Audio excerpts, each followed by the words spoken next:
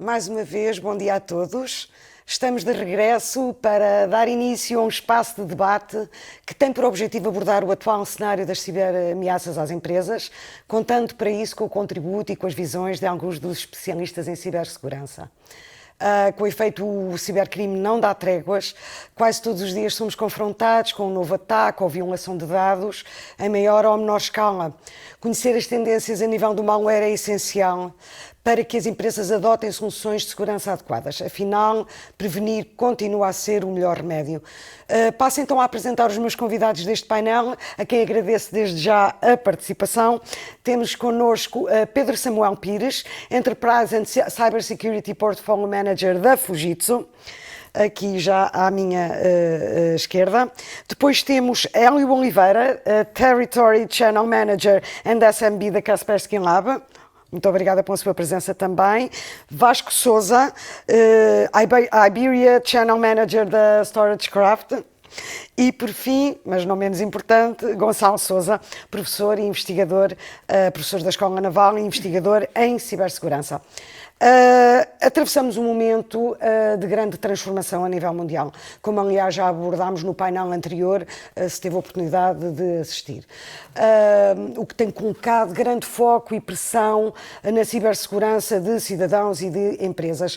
Queremos por isso perceber que ensinamentos poderão retirar as empresas portuguesas no que diz respeito à cibersegurança e que mudanças podemos esperar daqui para a frente. E eu começava precisamente por questionar, posso até começar já aqui pelo Pedro, na sua opinião, quais são as grandes ameaças que se colocam às empresas nacionais neste momento, no momento em que atravessamos este contexto mais desafiante? Não quer dizer que antes não sofressem já de constantes ameaças à sua cibersegurança, em maior ou menor escala, como referi anteriormente, mas neste momento quais é que consideram ser as principais ameaças à segurança das empresas? Primeiro queria dar os bons dias aos meus companheiros de painel e também a si, agradecer a oportunidade, porque é um assunto não só atual, como um assunto que está a ter cada vez mais relevância. E eu vou destacar três das grandes ameaças que estão neste momento no top da preocupação mundial e que se estende a qualquer território. Portugal não é uma exceção. Um deles é, de facto, o ransomware, como o próprio nome indica, a possibilidade de criar um resgate às empresas, comprometendo os seus sistemas e roubando a informação. É um problema que nós temos que perceber que está a industrializar-se. Existe um top 20 de empresas a nível mundial que faturam um valor de 4,5 milhões de dólares por mês. Portanto, é um valor já muito grande e, neste momento, elas movimentam-se por aquilo que se chama a Dark Web, prestando também serviços a terceiros. Neste momento já não é preciso ser um grande especialista de cibersegurança, sequer de informática, para poder recorrer a esses serviços e fazer os seus próprios ataques. Portanto, esse é um dos problemas que, pela dimensão económica e por poder ter aqui dois tipos de resgate. O primeiro é comprometendo os sistemas e parando, como aconteceu em Portugal, algumas este ano até, comprometendo fábricas, produção, a vida das pessoas, como se, não havendo esse pagamento, também podem fazer o segundo resgate, que é, então nós temos informação, vamos transmiti-la ao público. Informação sensível. Criando depois problemas a nível do RGPD, multas e por aí fora, que é também o problema normal dos dados. Não é? As pessoas costumam dizer, não há problema nenhum em ficarem com os meus dados, mas os dados são meus, são pessoais, e portanto ninguém tem que ficar com os dados. Há esta dimensão dentro daquilo que é o ransomware. O segundo é, devido à pandemia, as empresas foram obrigadas a colocar as pessoas em casa. E ter as pessoas em casa significa dispositivos com menos controle, hábitos com menos controle, e, portanto, o que pode acontecer aqui também é uma superfície de ataque muito maior. Muito maior. E, portanto, a maneira como as empresas tiveram que reagir não lhes permitiu também preparar. Não estavam preparadas antes e ficaram ainda mais despreparadas. Um bom número de empresas que tiveram que fazer isso e que, neste momento, estão, de facto, muito expostas. O terceiro não tem a ver com a dimensão, tem a ver com o fator humano, que é o que se chama Death by Hacking. Aconteceu num hospital em que foram vítimas de uma intrusão. Uma paciente estava a ser operada, ficaram sem sistema e o tempo que levou essa paciente a sair de um hospital para o outro, 30 minutos, foi suficiente para ela ter falecido. Hospitais, mecanismos que nós temos de saúde pessoal estão a ser comprometidos. Críticas. Sim, estão a ser comprometidos e neste momento já não existe uma barreira ideológica ou ética. Portanto, existe de facto um perigo muito real. E depois é assim, neste momento, o que está a ser atacado, dentro destas 3 vertentes que eu falei, eles tentam atacar aqueles que têm maior exposição. Por exemplo, porque é que eu hei de atacar 1000 empresas se eu ataco uma empresa de telecomunicações e essa depois consigo daí aceder a todas as outras, como aconteceu numa empresa de telecomunicações na Argentina, em que mais de 18 mil postos de trabalho ficaram comprometidos. Deixe-me só pegar nesse exemplo para falar, a perguntar aqui ao Gonçalo. Estes exemplos parecem dramáticos, parecem drásticos e até ficcionais, mas eles não acontecem só fora de portas. Eu recordo-me que logo a seguir à primeira fase de confinamento, quando a pandemia nos chegou, quase de imediato houve algumas infraestruturas críticas em Portugal a sofrer ataques, nomeadamente empresas grandes de utilities, que de alguma forma não estavam tão bem preparadas quanto isso.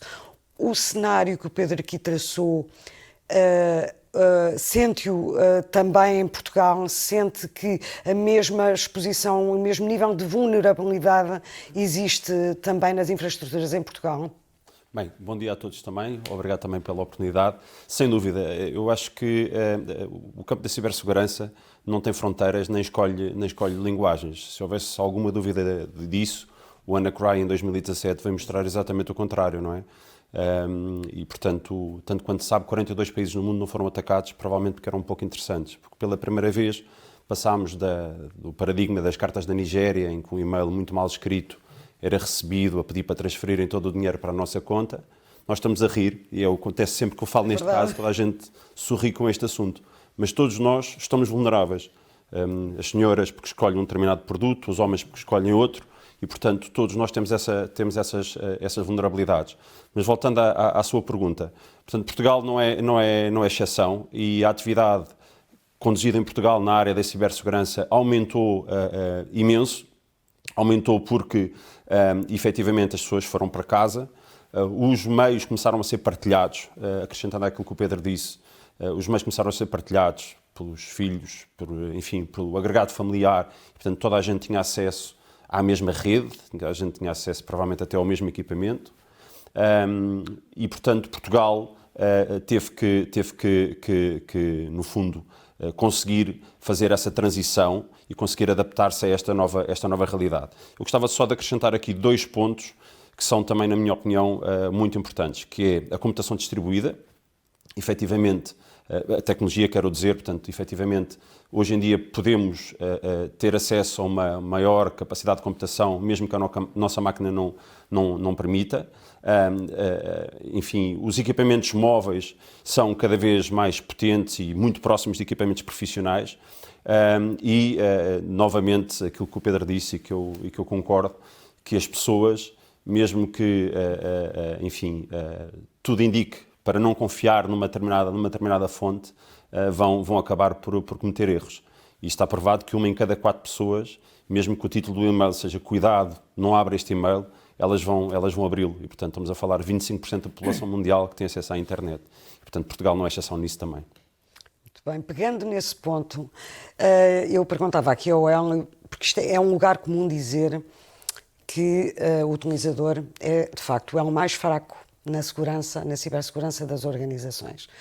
E desde que iniciou este novo paradigma do teletrabalho, a nova massificação do teletrabalho, há um perímetro da rede alargado, uma superfície de ataque ampliada e há dispositivos que acedem a redes domésticas, pouco seguras, que a crescer alguma eventual falta de bom senso por parte do utilizador pode tornar mais exponencial ainda a vulnerabilidade das empresas e a sua exposição ao cibercrime.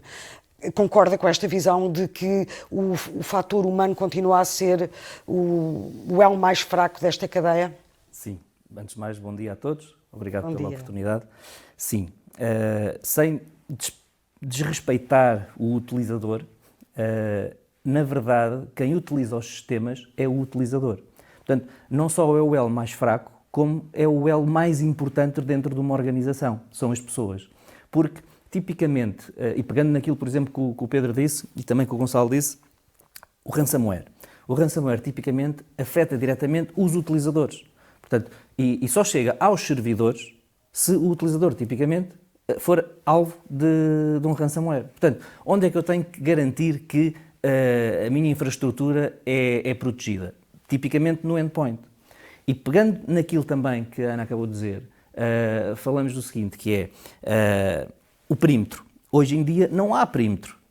O perímetro desapareceu, ou seja, aquela base que nós tínhamos antigamente de firewall, dupla firewall, depois os meus sistemas todos para dentro, etc. Tudo mais, não existe. Hoje em dia, com a computação distribuída, com os sistemas na cloud, com tudo que está, todas as aplicações as a service e afins, eu não tenho perímetro. Logo, o que é que eu tenho que conseguir proteger? Tudo aquilo que o meu utilizador utiliza com o seu endpoint. E quando falamos de endpoint, falamos não só do dispositivo tradicional, aquele PC e afins, como os dispositivos mais robustos que hoje em dia nós vamos tendo, como mobiles. E as ameaças que eu tenho a nível de mobile são totalmente distintas daquelas que eu tenho a nível de um PC tradicional. E isto é muito importante que seja totalmente distinguido e diferenciado quando eu vou para o mercado e quando eu dou ao meu utilizador meios e mecanismos e ferramentas para poder trabalhar. Porque as ameaças que eu tenho de um lado são diferentes das que eu tenho do outro. E tenho que proteger os dois tipos de dispositivos de forma diferente, porque são diferentes. Pegando também nas palavras do Pedro,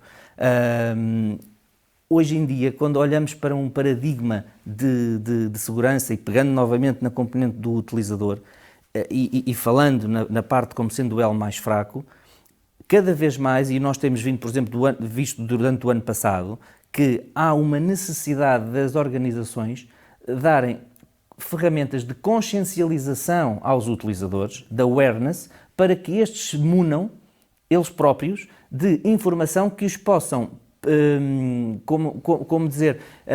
proteger de ataques externos, como, por exemplo, formação específica sobre phishing, formação específica sobre a necessidade de ter passwords fortes, a necessidade do que é um duplo fator de autenticação, portanto, ter todas estas noções daquilo que é a cibersegurança para que quando eu receba algum tipo de informação ou quando tenha algum tipo de ameaça à minha frente, eu saiba exatamente o que é que eu tenho que fazer. Muito bem. Vasco, pegando precisamente naquilo que me está a dizer o Hélio sobre essa consciencialização das empresas e quererem que os seus utilizadores tenham o mesmo nível de consciência em relação à vulnerabilidade e à exposição que as suas empresas estão sujeitas, nota alguma evolução na percepção do ciberrisco por parte das empresas portuguesas em específico? Ou estamos todos aqui a falar com um maior ou maior nível de conhecimento sobre cibersegurança, estamos a falar desta problemática, mas depois as próprias organizações não passam essa preocupação aos seus utilizadores porque também elas não têm uma percepção sobre o ciberrisco que deveriam ter? Muito bom dia, obrigado pelo convite também. E saudar aqui os meus colegas de painel. Eu gostava aqui, se calhar, até só de terminar a frase do Hélio, que seria seguramente que a questão da formação não é uma coisa que nós fazemos uma vez e que está arrumada. E aqui eu acho que é algo que se pode seguramente melhorar cá em Portugal, que é formação contínua e recorrente. Ainda que estejamos a repetir os mesmos conteúdos, é perfeitamente natural que nos esqueçamos dos mesmos. Portanto, a questão de recorrentemente sensibilizarmos os colaboradores para a questão do phishing, para esse, e para os outros tipos de ataques é de facto fundamental. Em termos das empresas portuguesas,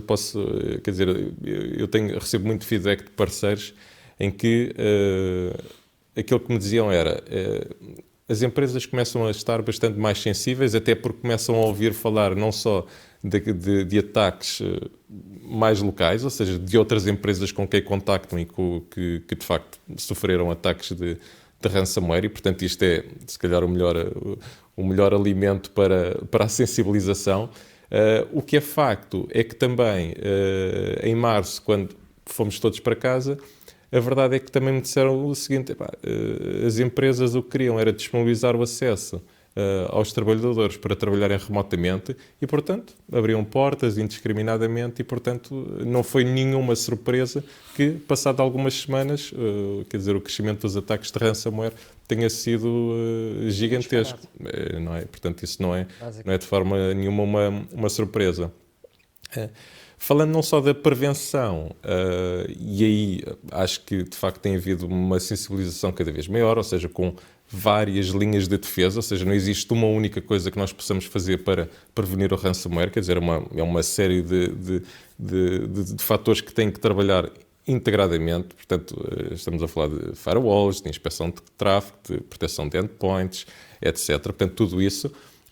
A verdade é que não podemos estar à espera. Se nós vemos que organizações estatais como nos Estados Unidos, que são obcecados pela segurança, também eles são capazes de sofrer ciberataques, a verdade é que temos de estar também preparados para, numa situação em que os nossos dados sejam serão também um alvo mais apetecível, não é? alvo... Como o Gonçalo há pouco dizia, houve poucas dezenas de países que não foram atacados na altura do WannaCry, precisamente porque não eram interessantes. E há dois níveis diferentes. Se estivermos a falar em termos de Estados, sem dúvida nenhuma. Se estivermos a falar em termos de negócio, e o Pedro falou disso logo na sua intervenção, portanto, estamos a falar hoje em dia, não falamos só de software as a service, falamos de ransomware as a service. Portanto, qualquer pessoa pode ter acesso a um ransomware e, portanto, é tão importante conseguir um resgate de 5 mil euros a 10 mil euros de uma pequena empresa como de uma grande empresa. Precisamente sobre pequenas empresas, essa democratização que existe no acesso ao malware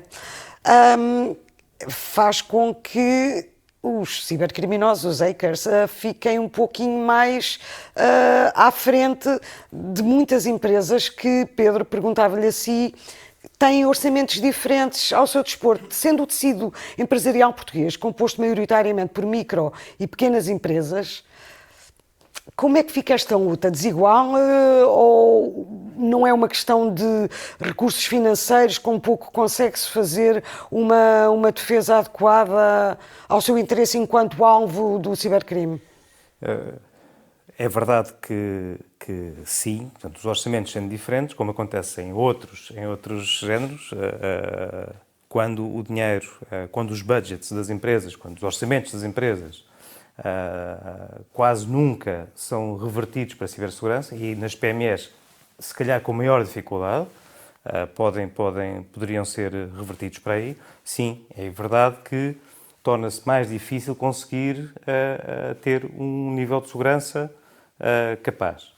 Mas isto também acontece porque o que tem sido o modo de operação das empresas é encontrar na segurança apenas um custo, em vez de ser um capacitador de negócio. A cibersegurança é como se nós estivéssemos à porta da nossa casa. Eu posso ter o que eu quiser na minha casa e sei que tenho alguma segurança pelos sistemas de segurança que tenho físicos. A cibersegurança não é diferente. Nós temos a nossa casa, a nossa empresa, as nossas coisas.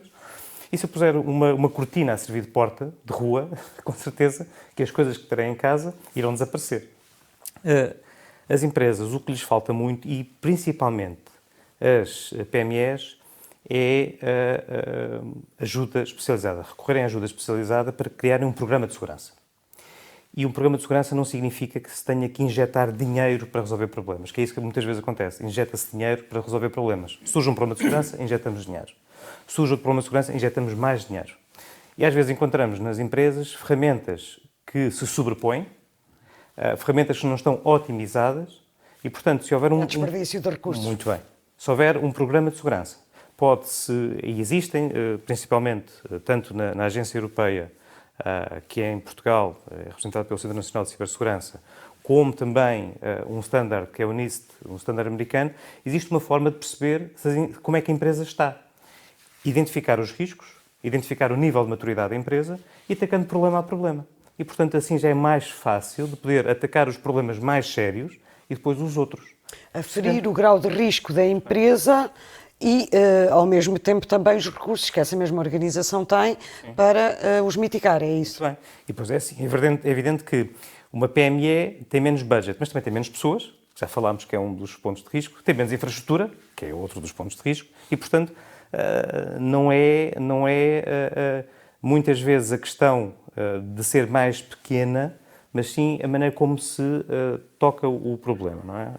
E nesse aspecto, digamos que o que falta muito é aí, é haver um programa de segurança. Não tem que ser complicado, tem que ser uma coisa muito transparente, analisar a maturidade, perceber quais são os problemas mais sérios e começar por aí, e depois ir resolvendo. Parece-me que o Gonçalo vai concordar. Verdade, com certeza. Primeiro, gostava de começar por dizer que existem dois tipos de empresas no mundo. As que estão a ser atacadas e sabem, e as que estão a ser atacadas e não sabem. E, portanto, esta é a realidade. A maior parte do tecido empresarial português, como disse, são pequenas e médias empresas, não só português como europeu. Em 2018, pelo menos 80%, eu digo pelo menos, 80% dessas empresas sofreram um ataque informático. E, portanto, esta é a realidade. Pegando naquilo que o Pedro disse, sem dúvida que está a ser feito um grande esforço a nível não só nacional, mas também regional, a nível europeu, no sentido de fortalecer as capacidades. Por um lado, para criarmos soberania, para não dependermos sempre de tecnologia oriunda de outros pontos do planeta, e, enfim, a preços se calhar mais convidativos. Com isso, estamos a criar, há um projeto para a criação de uma certificação europeia de cibersegurança, que desde as empresas ao cidadão, eu quando adquiro um equipamento, eu sei que nível de segurança que esse equipamento traz, um pouco como existe já para os eletrodomésticos e eficiência energética. Existe também, a nível nacional, um roteiro de capacidades mínimas que permite a estas pequenas e médias empresas que normalmente têm poucos recursos e que, enfim, estão a tentar sobreviver no mercado e, como tal, enfim, a segurança na grande maioria das vezes não é a sua primeira prioridade, que permite fazerem o seu crescimento e criarem medidas de segurança para estarem mais protegidas. Nesse sentido, existem vários níveis de maturidade. Nem todas as empresas têm que atingir um nível de maturidade mais elevado, porque não faz sentido, por exemplo, para aquela empresa, mas, no fundo, está tudo enfim, explicado como criar essa resiliência e como se tornarem mais seguros. Cabe também, nós normalmente transferimos sempre a responsabilidade para uma entidade, enfim, externa, mas cabe-nos também a nós fazer o nosso papel. E, portanto, se eu todos os dias tiver mais cuidado na minha utilização digital, de certeza que no final do dia terei tido um comportamento mais seguro e, portanto, estarei menos exposto a estas questões e, portanto, esta é a realidade. Em Portugal, e pergunto-lhe assim, Vasco, tendo em conta isto que temos estado a dizer, o que é que leva tradicionalmente uma empresa a querer adquirir soluções de cibersegurança ou expertise em cibersegurança ou aconselhamento? É já depois de casa roubada?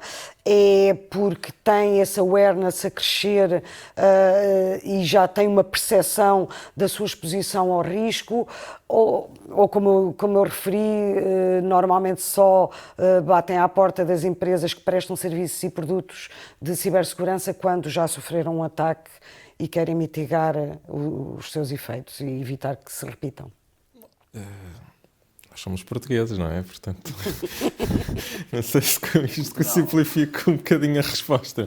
Não, é um bocadinho a brincar, um bocadinho a sério. Depende, uma vez que existem normalmente vários níveis de decisão dentro de uma empresa. E há claramente a nível da componente técnica, portanto, se falarmos com diretores de informática e técnicos de informática, todos eles têm a percepção do risco. Alguns com maior facilidade conseguem transmitir essa percepção do risco. Nas empresas, pensamos numa empresa tradicional portuguesa familiar, muitas vezes só mesmo depois de sofrerem um susto, pelo menos, é que existe essa decisão de investimento. Agora lá está, e como já foi aqui aflorado, tudo isto deveria fazer parte de um plano integrado, não é? Portanto, agora, uma das componentes que nunca pode ser esquecida, e portanto já há a parte da prevenção, e há a parte também do planeamento da recuperação, e isso parece-me absolutamente fundamental numa empresa, que é, quanto mais não seja tentarmos minorar aquilo que são as perdas, ou seja, como disse muito bem o Gonçalo, esta piada, não é? Portanto, as empresas que sabem que estão a ser atacadas e as empresas que estão a ser atacadas e não sabem, mas, quer dizer, todas elas devem estar preparadas para recuperar e, portanto, se por um lado, se todos temos essa percepção que, muito provavelmente haveremos um dia de ser atacados, uma das coisas que devemos fazer é, ok, se eu for atacado, uma coisa é eu perder o acesso aos dados da minha empresa. Outra coisa é que outros possam ter acesso a esses mesmos dados. E, portanto, se eu conseguir encriptar a informação que eu tenho, que trabalho dentro da minha empresa, se me for roubada essa informação, pelo menos a pessoa que me roubou também não vai ter acesso a essa mesma informação. Isso já é uma forma de minorar. Outra coisa que temos vindo a ver aqui uma tendência crescente tem a ver com a questão dos acessos. Portanto, será que faz sentido termos equipamentos que estão perfeitamente acessíveis a qualquer pessoa que esteja dentro da rede? Tem havido uma tendência cada vez maior para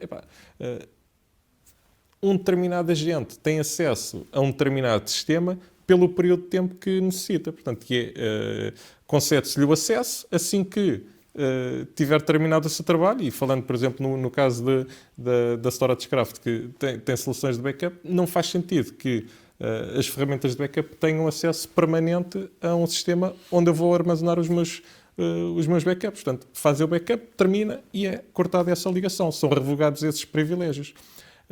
Uma última tendência que eu vejo também é uma evolução tecnológica a nível de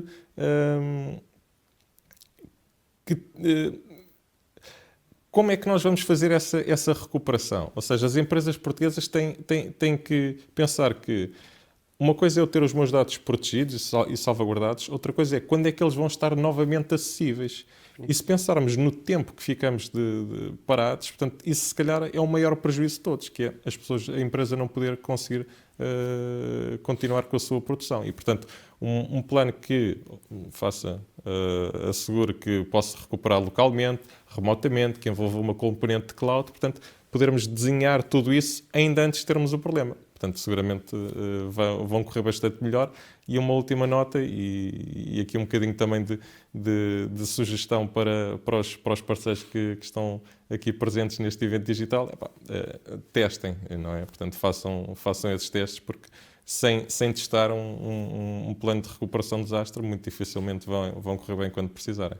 E foi precisamente ao encontro daquilo que eu vos queria convidar muito rapidamente, porque temos pouco tempo já para o fazer, que sobretudo o Pedro e o Hélio, que dirigissem uma palavra a quem nos está a ouvir e a ver, que são maioritariamente parceiros do canal de distribuição TI, sobre esta matéria.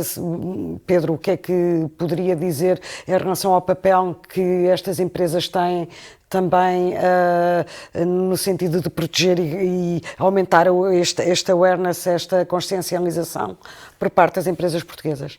O primeiro ponto é mudarmos o paradigma do custo. Pensamos que a cibersegurança é um custo e olhamos, como eu disse há pouco, que é negócio. Portanto, eu faço negócio porque posso fazer negócio. E a cibersegurança é a base de tudo. A cibersegurança toca em todas as áreas do negócio e é o que permite depois alavancar.